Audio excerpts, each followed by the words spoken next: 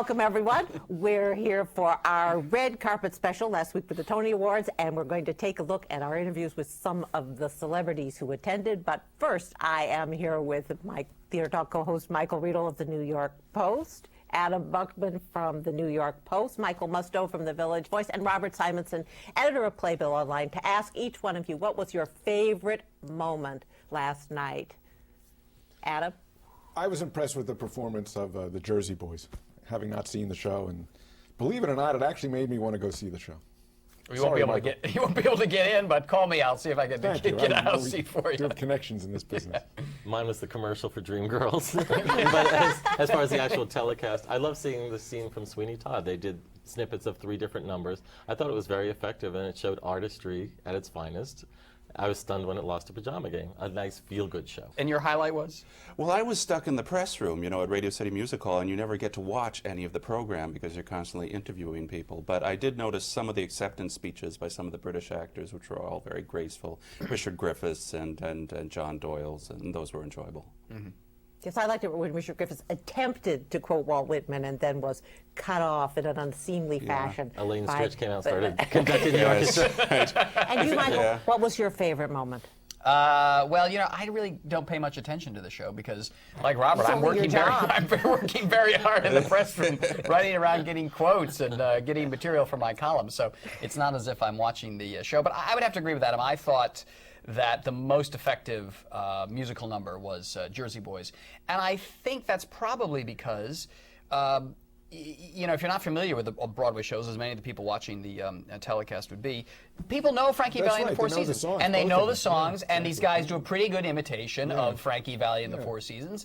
And in fact, when I was watching the kid, Michael John Lloyd Young, singing, an extra name. Right. Michael John Lloyd Young, Doyle, Oprah. Michael John Lloyd Young Jr. When I was watching him sing, though, I thought, this is kind of like one of those Vegas impersonation acts of a famous old singing group. So I thought, but wasn't it embarrassing when the curtain opened and there were 5 people behind singing? Your scoop, you don't get it. Insider joke. Yeah, that scoop went far with your scoop that they were.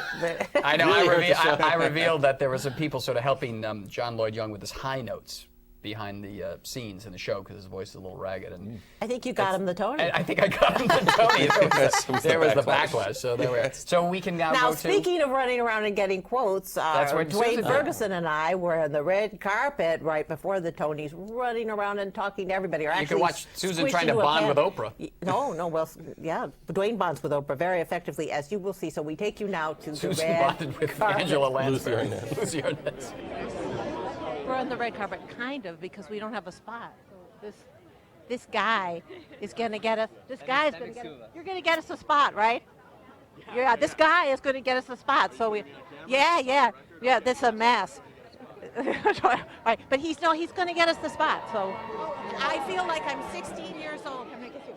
You are my favorite thing this season, absolutely, Christian Hoff. Thank you. I've been watching you on Theater Talk, and I just, it's so exciting to be here. I was watching this cat right over here, Michael Service, just the other day. Yeah. You grilled him? We grilled him, but we mentioned you. I mentioned you 3 times on the show. Thank you so much, and I saw that little clip at the end. Yeah. But wow, no, so you're genuine. I'm genuine. You inhabit that character so well. Well, thank you. You know, my character, Tommy DeVito, has the heart and soul of a king. You know, maybe Richard III, but he's a king no less, complete with skeletons in the closet and gambling debts and stuff that I can sink my teeth into. Buy me out? You don't buy me out, I buy you out. With what, Tommy? Fine, buy me out. It's over anyway. How many more hits you think you're gonna write? Wait a minute. Anything else we don't know about? The tax lien? How much? $500,000 in that neighborhood. Do you feel that you're like him in any way? You know, interestingly enough, I do. You do. You know, street smarts. Yeah. You get that. You get that. Will, yeah. But you know, strong will, yeah. but teachable. Yeah. Because I used one season to finish. Rolls with the punches. Yeah. Congratulations, this is your year. Thank you so much. What an inventive job you did. What a wonderful job. Thank you so much. I appreciate it. Yeah. Were you a little scared taking a jukebox musical on? I was. In fact, I didn't want to do it at first.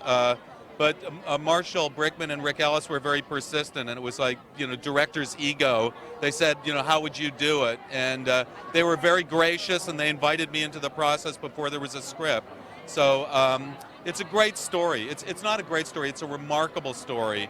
And I realized that as soon as I read the background material, and I was more afraid that I would mess it up than anything at that point. You busted open in the best way. The way you look at every scene is so inventive. Thank you so much. And then you brought in Christian Hoff. I love Christian Hoff. I knew from before the script was written that I wanted him in this production. Christian and Donnie Kerr, they were both in Tommy. They're both great musicians, and they're both wonderful actors. And I knew I had to have them. And I actually called him and dragged him in to read for it. And he was very reluctant. Why were you reluctant? Why were you reluctant? Oh, I don't know. I think it's because I was probably in my boxer shorts doing homework with my kids. But he came in I came in, I put some pants on, and then I grabbed my 1959 Gibson LG1 and my 2 little pumpkins in tow, and off we went to sing for Des, and the rest is history.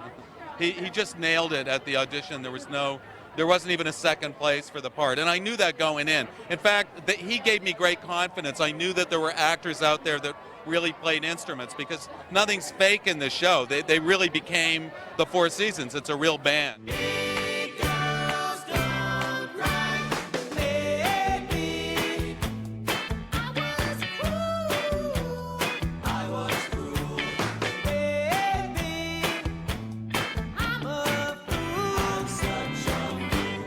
David, Lindsay, Abaire. I've known you since you were a child. Yes, that's right. And here you are now. I know. Can you believe it? Sarah Lawrence in the house. I know Sarah's in the house. Now, Rabbit Hole Playground. What are you most looking forward to tonight? I'm most looking forward to Cynthia Nixon's speech. I hope. I hope she wrote it. Did you help her write it? No, she doesn't need any help. No, I'm just gonna have a great time tonight, and there are gonna be a lot of parties afterwards, and that's what I'm looking forward to most. Now, when you wrote Rabbit Hole, what set you off on writing that one? Well, I'm a relatively new dad, and I had heard a couple pretty frightening stories about children dying suddenly. And when I heard those stories, I hearkened back to something that Marcia Norman said to us at Juilliard when I was a student there. She said, if you want to write a good play, write about the thing that frightens you most. And when I heard those stories, I thought, oh, that's what Marcia was talking about. I understand fear in a way I never have before. Did you have it in your mind, I'm going to write something more mainstream? Because, your other plays are far more unconventional. No, not mainstream. In the back of my head, I thought, I wonder if I should write a naturalistic play someday. But that had been in the back of my head for a long time, and not until the topic of this play came up did I think, oh, well, I think the story is going to dictate how that story is going to be told, and it just happened to be a naturalistic story. Let's disappear for a while into the decadent world of the 1920s, when the champagne flowed while the caviar chilled and all the world was a party.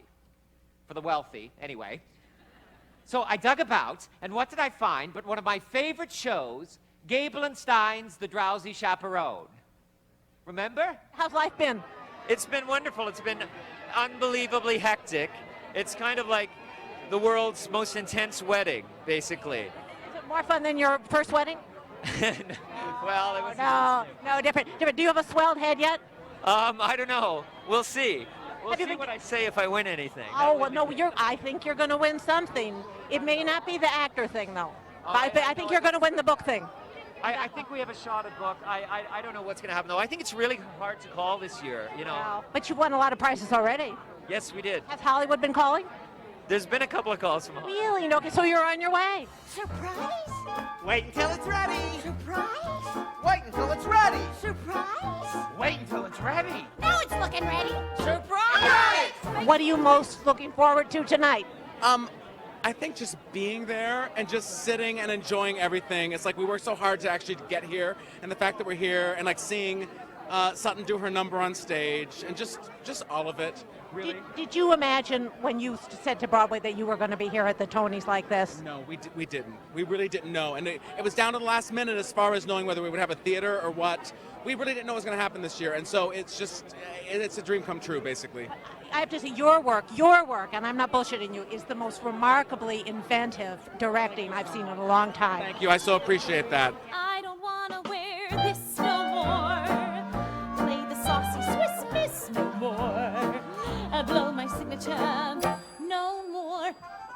I don't want to show Hello, Miss Foster, how are you? I'm fantastic. Back here again. Back here again. Another nomination. It's a thrill, you know. Becoming blasé? I don't know, no blasé. It's amazing, you know. This is our biggest night of the year, and to be a part of, I'm so proud to be a part of the Drowsy Chaperone. It is the happiest time I've ever had in my career, and so for it to be honored and for me to be here and be recognized is just icing on a delicious cake. It just seems that the musical came out of, like, how do I say, nowhere. Like, a lot of people feel it just came out of nowhere, and now it has like the most nominations on Tony night. Yeah. Stands a very, very good chance of winning Best Musical of the Year. Yeah, you know, I guess we did. We kind of came out of nowhere, but we've been working on it. It's been in the works for 8 years, and I feel like the show really celebrates what musical theater is all about, and I'm just thrilled that it's been embraced the way it has. It just seems that period pieces suit you a lot. Yeah, I guess the 20s, you know. It feels. I know. Oh my gosh, it feels good to go back to the 1920s, and it's been fantastic. So, last question: are you going to show off tonight? I'm going to show off. I'm going to try to. I'm really nervous, but I'm excited. I am very limber. Always have been. I introduce myself. I am Adolfo. Nice to meet you. Shall we? Not so fast. Now, just in case you didn't hear Adolfo, I'll try to make it very clear, Adolfo. The lovely ladies always cheer Adolfo. When I repeat myself, I am Adolfo. Understood. Now, what are you looking forward most tonight? I'm looking forward most tonight to sitting in my chair after we do our number. Oh, what number are you going to do? We're going to do Show Off. Actually, it's mostly Sutton's number. And look how far you are leaning. I thought you should have done the Toledo Surprise. Are you in that one? Well, you know, because they don't want me in the shot. Oh, well, I'd love for you. I told them to not put me in the shot. You have no idea how she is bending down. Just. Well, this is a metaphor for my entire television career. Well, you have a nice night. Thank you, and I hope you don't get I curved. love, well, and go Drowsy Chaperone. It is the best. Sweet. We're certainly crossing our fingers. Still, you mustn't let it lick you. This planet, oh so bland. Keep your eyeball on the highball in your hand. Beth, congratulations. And how are you? Now, what do you most look forward to tonight? What do you say that again? What are you most looking forward to tonight? The whole, stop it. Did you say the end? The whole experience from beginning to the middle to the end. I'm just going to try to remember every single moment so I can tell everyone I know, woohoo, that I'm at the Tony Awards. Really and truly. How did you prepare for your big diva turn in this play? Are you a big diva in real life? No. But you know what? I access her so easily. I'm wondering, maybe by, you know, if I've been doing this role for a year, I could be drowsy. My kids are like, Mom, that's so drowsy. I'm like, I have no idea what you're talking about. Sit down. So, maybe, you know, I will be deep. I will be drowsy by the end of the year. Are you going to be in costume on stage tonight? Yes. Fabulous. Yes. Well, we're big drowsy fans at Theater Talk, and we look forward to your winning. Thank you so much. We're going to have the time of our lives tonight. You deserve it. Thank you. Have you perfect pitch, Mr. McMoon? Pitch? I have relative. Never fear, it's no disgrace. You have... perfect pitch, yes. I'm pulling for you, Judy. You are the best. Thank you. I want you to win so much. You were so wonderful in Souvenir. What are you most looking forward to tonight? What am I most looking forward to tonight? Maybe partying afterward. I'm going to watch the musical numbers. You know, I'm a theater junkie, so I'm going to be just enjoying the heck out of the whole. You're not going to perform? Well, what would I do from Souvenir? Sing off key? Probably better than some people will do from running shows.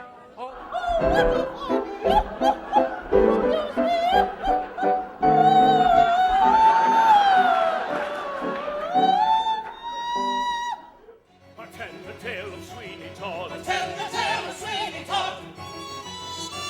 He served a dark and a hungry god. He served a dark and a hungry god. I came again to the show last week, and again I was watched your performance, and I was just blown away. How you inhabit that crazy guy. I really appreciate that. I mean, I think the recognition coming this time around is almost more meaningful to me than it's ever been before, because the part means so much to me, the piece means so much to me, and the challenge has been so enormous. So I'm just I wouldn't trade my job with anybody else in the building. So no matter what happens, I feel like I'm going to win. Your leg bothers you bad? It's okay, sweetheart. It hurts him every time it's cold out. He's got 4 legs in the closet. 4 wooden legs? 3. What's the big idea? Why not? Uncle Sam gives them out free, don't he? Say, maybe if Uncle Sam gave out less legs, we could balance the budget. Or not have a war so they wouldn't have to give out legs. Shame on you, Pop. Everybody knows war is necessary. Don't make me laugh. Ask me the first time you pull a dead one out of a trench. Then you learn war ain't so damn necessary. Bart, I love your play. Oh, thank you. You know, I'm reading that great biography of Clifford Odets. Isn't that amazing? And I thank you for turning me back on to Clifford Yeah, Odets. me too. I was surprised, Andre gave me the play, and I always had that old lefty thing of kind of lefty shame, I didn't want to be doing one of his plays because I was already political enough, and they turned out to be really great plays. But messed up about women or what? Yeah, totally a mess. I mean, his a mother, mess. his father, his father's, you read that stuff and you freak out about it. Now, Yeah, the one thing I have to say is I thought Ben Gazzara was robbed to be left out. totally, Rob. On the calendar, it's a different place. But here, without the dollar, you don't look the world in the eye. Talk from now to next year. This is life in America. Had you done Clifford Odets before? No, I've never done, but my father brought Clifford Odets to England, so... Really? Yes, that's why I lived in England. I think you so understood that woman. How did you prepare to do that part? Sense memory of my grandparents, my ancestors, and the legacy that the group theater and Stella Adler gave us, which was wonderful, and also being in the Belasco Theater where it was first opened and it first played, and it put Clifford Odets back on the map. On the map. You were absolutely marvelous, and you must give our love to Ben Gazzara, who should be here tonight also. He should be. He should be here tonight.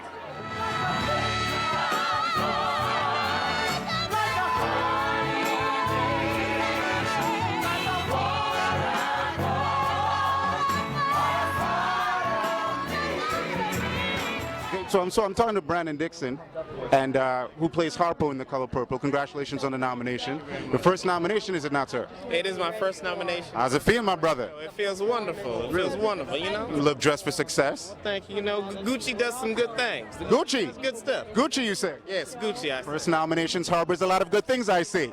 So tell me a little bit about how Harpo would feel in this situation right now. I think Harpo would be giddy as a schoolboy, a little overwhelmed, but I think Harpo would feel very good here, Talk a little bit about your partner. I mean, I know she's a little busy right now, but... My partner, you mean Felicia P. Fields? Miss Felicia P. Fields. I can't stand Felicia P. Fields. I can't stand her. Well, I kill you dead. Oh, you came out. You got a little something out. What you know about that? What you know about that? I think T.I. would be proud of that one. That's the man right there. I know all about that. See, how you gonna come and act out on the red carpet? You know what? The red carpet's just red. That's all. Are you guys this really cool backstage? Now, let's be honest, or you really can't stand the side of each other? Say this. This boy sent to me. This boy, I've been through 4 Harpos. 4 Harpos? I've been through 4 Harpos. This is my man right here. If I break down tonight, if I get a chance to get up there, this will be the one to take me down. This will be the one between him and Gary Griffin. She feeds me every intermission. Every intermission, he's in my dressing room eating. Really? Don't bring food if you don't expect it to be eaten. Hey. Hey, we ain't on stage today. Why don't you hit him a little hell no for the ride? Hell no. Save your voice. Save your voice. I love you, Harpo. I know I do, but I kill you dead. Hey, girl. Oh, you better learn how to fight back while you still alive. You show them girls and beat back that jive. 'Cause when a man just don't give a damn, hell no. Hell no.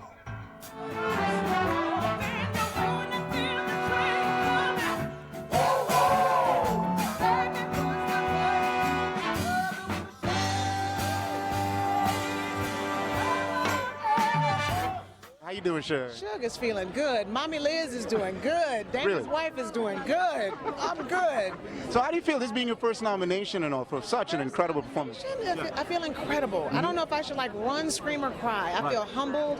I feel honored. I feel blessed. And it's like I feel excited. I feel nervous. All those things inside. But I'm just so happy to be a part of all this. 365 days ago, you probably were possibly watching the Tony telecast. Did you think that 365 days later that you'd be on the red carpet right now? Here's something funny. When I was like, I can't even tell you how long. I used to practice my Tony speech. I used to practice what I was going to wear by looking at the specks of paint on the wall. And now to see that I'm actually walking the red carpet, it's like a dream come true. And then a nomination in itself, it's like something that I know my daughter can look back on, who's 16 months. She can look back and go, hey, if my mommy can do this, I can do whatever I put my mind to. So it means a lot to me. That's powerful.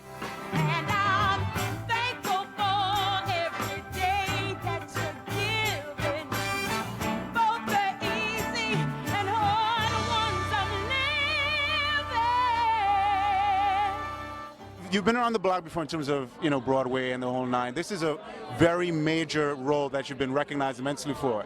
How does it feel to be, first of all, nominated and to be at this stage right now? I tell you, it's such a phenomenal piece of theater. The cast is phenomenal. We have the hugest backing, having Oprah behind us, and written by the book, the idea from this beautiful author, Alice Walker. It's sort of a dream come true for an actor like me. You know, there aren't that many roles that come around for a woman of color that at this stage in my career, and to have this right now is just so important to me, and I'm doing the best I can to make it shine. I mean, you mentioned Oprah before. I mean, what was that like having her support? Well, we know that everything that Oprah touches turns gold. Well, yeah. So this time it turned purple. Yeah. Why is that though? Why is it? Because Oprah, to me, represents honesty and truth, and that's what this show is about. The truth of the human spirit, about surviving, about resilience, and that's what she is all about: uplifting people, healing, helping, giving, and that's what we do in this show every night. And it's just so amazing to know that she validated us by bringing her name to the project. But look, I said look, are you looking? Look who's wearing the pants now. Who that say, who that say, who that say. Everything happens in its own time. That's why I have no, people say, are you nervous tonight? No. If it wins, great. If it doesn't win, I believe we have already won. Because people from all over this country who have never been to New York City come scared and come to this play. There, I was there Friday night, and there were a busload of women from Detroit. There were 2 women behind me from Portland, Oregon. Another group came from Oklahoma. Places that people never leave their towns to come to New York City. So I think that what is happening inside the theater says to people that regardless of who you are, there is a possibility for redemption. Regardless of who you are, it doesn't matter what you've been through, you're still here. You're still here. So when Chanze sings that song, I mean, women weep. It's really, and I understand the weeping because it is a validation. It says that no matter who you are, victory is possible. That's what that play is about. This is our music, our heritage, our culture.